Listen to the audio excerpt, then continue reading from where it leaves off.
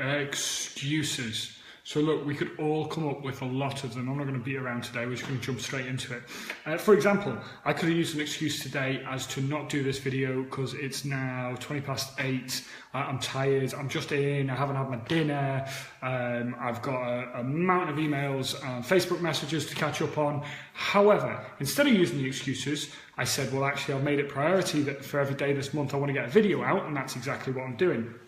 Now, you're doing exactly the same with your own fat loss. You're putting things in the way, you're allowing work to get in the way, you're allowing your kids to get in the way, you're allowing, I don't know, maybe your housework, maybe you've got things on, and there's no getting away from these things.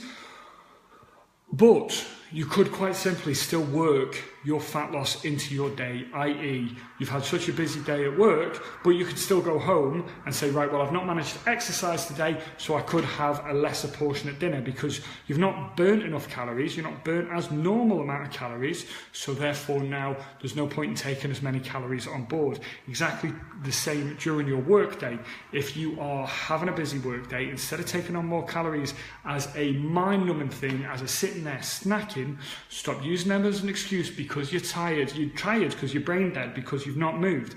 Get up and just literally just walk across the office, go make yourself a coffee, do whatever you need to do, stand on your feet for 5 minutes, instead of using it as an excuse to eat more, to have more sugar, to try and keep yourself awake. Dead easy. Stop using these excuses. There's no other problem other than the ones that you perceive yourself. And the problem is as well that when you start using these excuses, you start to become a little bit of a victim to them. So you start saying, I couldn't work out because of my kids, I couldn't.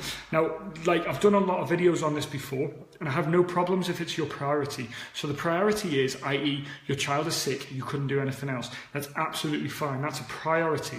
Like, there's no getting away from that fact. However, when you start using excuses around it, i.e. your child was sick and this happened and this happened and this happened and this happened, all you're trying to do is justify it to yourself, and the only person you're kidding is yourself, because you know the fact is you could have made a little bit of time, you could have done something, you could have cut back on a few calories here and there, you could have taken the stairs, you could have done all these little things. So I've rambled on a little bit more than what I wanted to, but the fact is, stop using the excuses, stop using them to make yourself feel better, because you're the only person that's feeling anything from them.